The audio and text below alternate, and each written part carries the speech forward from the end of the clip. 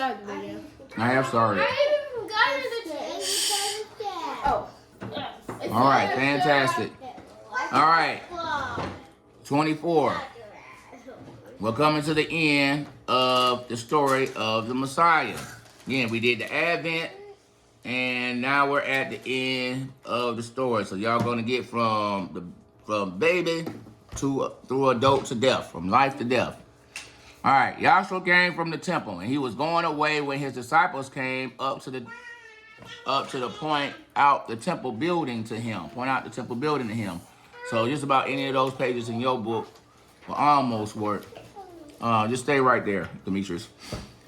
And he said to them, "Do you not see all these things? Truly I say to you, not one stone here will be left upon another, which will not be torn down."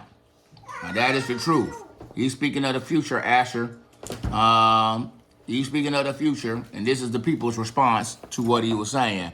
He says the temple of God, the temple of Yahweh Elohim will be torn down. They don't like this. As he was sitting on the Mount of Olives, the disciples came to him proudly saying, "Tell us, when will these things happen? What will be the sign of you coming and the end of the age?" And Yahshua answered them and said, "What is it, Asher?" We like read 2 sentences. Oh, come on. I was about to say,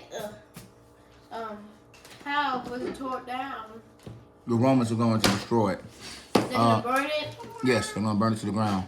Number 3, verse 3. Chapter 4, verse 3. That's where we're at. And then verse 4. He said, I answered to, it said to them, he says, Damien, see that no one misleads you. Listen. It's very important. Yahshua said, make sure no one tricks you. Hadassah. Make sure no one tricks you. Asher. Make sure no one tricks you. Demetrius. A good trick or a bad trick? No, they're going to deceive you. They're going to mislead you. He said, for many will come in my name saying, I am the Christ, and will mislead many.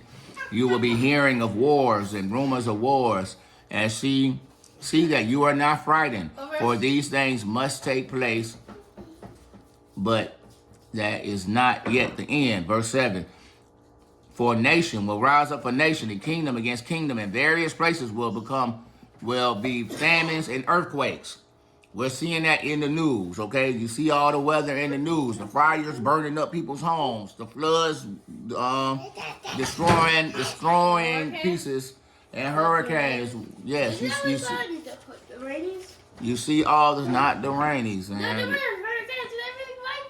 Yes, you see where nature seems to be destroying places around here. And there's famines. And there's famines where people don't have food, and earthquakes all over the world. This is happening right now. But all these things are merely the beginning of birth pains. Then they will deliver you to the tribulation, Demetrius, and will kill you.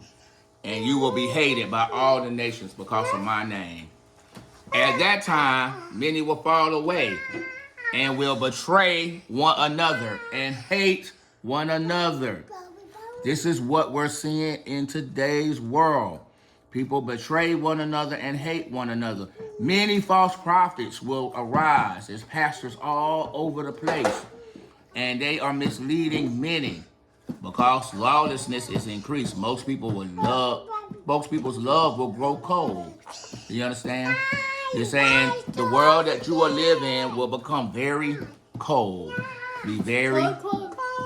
No, people will be very cold. They will be hateful. They won't love each other at all. But the one who endures to the end will be saved. This is the gospel of the kingdom shall be preached in the whole world as a testimony to all the nations, and then the end will come. And so, verse 15. So he's saying this is, please stop tapping on that. So he's telling you, Hadassah, this is what the world will look like. People will be mean all the time. People will not be trustworthy. They will lie to each other all the time. The world will be on fire. The world will be flooding. There will be fighting everywhere, and people will be liars and terrible. That's what our world looks like. Every time you see on the news, you will see this stuff. All right, and Joshua was saying, like, It's all the time. Verse 15. That's what you do. Verse 15. Therefore, when you see the abomination of desolation, which was spoken of through Daniel the prophet, standing in the holy place, then those who are in Judea must flee to the mountains. Whoever's on the housetop must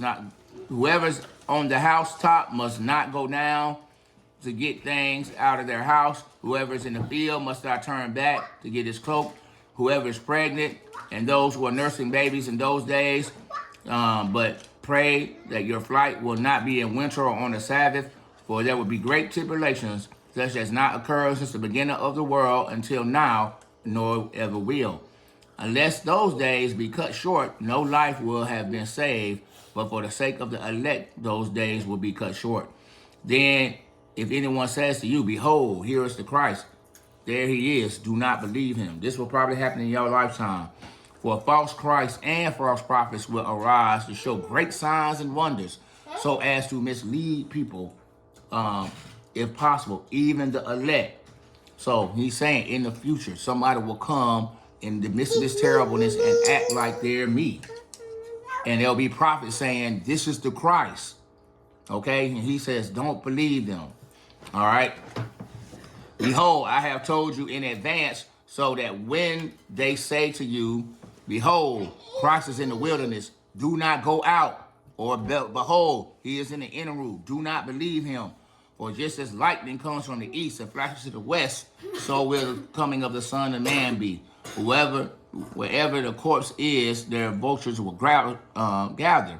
But immediately after the tribulation of those days, the sun will be darkened, and the moon will not give its light, and the stars will fall from the sky, and the powers of the heavens will be shaken, and the sign of the Son of Man will appear in the sky, and then the tribes of the nations will mourn, and they will see the Son of Man coming in the clouds of the sky with power and glory, and will send forth angels, and a great trumpet will gather together his elect from the four winds, from the end of the earth to the end of the sky to the other. He's describing the end of the world. He's saying, he was like, if someone starts saying, hey, we saw the Messiah here, saw the Messiah there, he's like, no, when the Messiah comes, it will be like lightning in the sky. Everybody will see it. Wait, what? Everybody will see it. I would say, imagine something that looks like an alien invasion. It's going to be something that looks like an alien invasion, boys. Listen to me. It's going to look like somebody coming from outer space. It's going to look like somebody coming like you see on TV. You understand? What about the trumpet? You're gonna hear a loud sound. It will not be a secret when the Messiah comes. You understand? It will not be a secret thing. The whole world will see it. All right. Now learn the parable of the fig tree. When its branches has barely become tender and put forth its leaves, you know its summer is near. So you too, when you see all these things, recognize that he is near, right at the door. So all these terrible things are telling you that God is near. You understand? That God is near. That's what we need to know. All right. Truly, verse 34. Look at your Bible, Asher. Truly I say to you, this generation will not pass away until all these things take place. Heaven and earth will pass away, but my words will not pass away. But of that day and hour, no one knows, not even the angels in heaven nor the Son, but the Father alone. For the coming of the Son of Man will be just like the days of Noah. Yeah. So he say at the end, Asher, at the end, Demetrius, Damien, it will look like Noah. Remember the flood. A lot of people died. He promised he wouldn't do that. No, he said it'll be like that. For in the days of the flood, people were eating, drinking, marrying, giving in marriage until the day that Noah entered the ark. So remember, God was warning the people through Noah, and Noah was warning the people. And it was raining. Listen, and it was raining, and people were like, hey, it's fine. It's like, hey, y'all never seen rain before. Like, it's getting bad outside. And they're like, I don't care. And it's like, hey, you see these animals keep showing up in town going to Noah. Hey, we don't care. Everything's fine. And he's like, hey, turn to God. And people just kept acting like nothing was happening. That's going to happen again? And so, and that's what he was saying. It's going to be like that. And he says, look, verse 39, Asher, verse 39. And they did not understand until the flood came and took them away. So will be the coming of the Son of Man. Then there will be 2 men in the field, and one will be taken, and one will be left. 2 women will be grinding meal. One will be taken, one will be left. Therefore, be on alert, for when you do not know, because you do not know which day the Lord is coming. That's the most important thing. That's why he's saying, love God, love your neighbor. Do what is right, because you don't know when God is coming. He's already warned you that he is coming for judgment. Do you understand? Y'all need to understand. Look, he's showing you the world is on fire. You see the weather. Okay, so he's already telling you all the stuff. All right. Be sure, but be sure that if the head of the house had known at the time of night that a thief was coming, he would have been on alert and would not have allowed his house to be broken into. For this reason, you must be ready, for the Son of Man is coming at an hour when you do not think he is coming. Who then is faithful and sensible slave, whom his master put in charge of his household to give them their food at the proper time? Blessed is that slave whom his master finds doing so when he comes. So, all you guys have to do, Dasa, you're making a mess. The Messiah is saying, hey, when things get bad, Damien, and the world is on fire, don't worry about the chaos that you see around you. Continue to do what I say. Love your neighbor, love God. Continue to be obedient to the simple things. Would everybody be panicking? People are panicking now, son. He said, continue to live the way you're supposed to live. You don't have to worry. When God comes, he's going to be like, hey, Asher, come on with me. You're doing exactly what you're supposed to do. Don't even worry about it. But everybody else is about to get in trouble. All right. Listen, truly I say to you that he will put him in charge of all his possessions, the slave who's doing what he's supposed to do. But if that evil slave says in his heart, my master is not coming, go get it. My master is not coming for a long time, and begins to beat his fellow slaves and eat the drink with drunkards. The master of that slave will come on a day when he does not expect him, and at an hour he does not know, and will cut him to pieces and assign his place with the hypocrites. And in that place there will be weeping and gnashing of teeth. And so he's saying there's an idea that's something that God has talked about before in Ezekiel. We haven't read the prophets, Damien, because you're not paying attention. I'm talking to you, not me. No, I'm talking both of y'all. So, God has a very simple rule. If you do what you're supposed to right, even if you're wicked, if you do the right thing, he will bless you.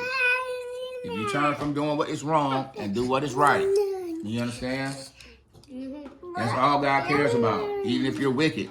But if you're a person that's doing what is right, and you stop doing what is right to do what is wicked, God says, I don't remember any of those right things because you're doing wicked things. And that's all I care about. It's not what you did do, it's what you're doing now. And so he's saying, even if you were doing okay at the time that he comes, if you decided, look, man, God ain't coming, so I'm not going to do what is right. I'm going to do what is wicked. He's like, look, you're going to be held as a wicked person. All right, and you will be counted just along with the people who have been doing wrong the whole time. Do you understand, Hadassah? If you're doing what is right and you're being good, and then you decide to be bad just because, hey, nobody's looking, so I'm going to do what everybody else does. And he's going to say, well, if you're going to do what everybody else does, you're going to get treated like everybody else does who sins. Do you understand? All right, yeah, so... then we got 3 more chapters left, and we'll be finished. Well, 4 more chapters left. 4?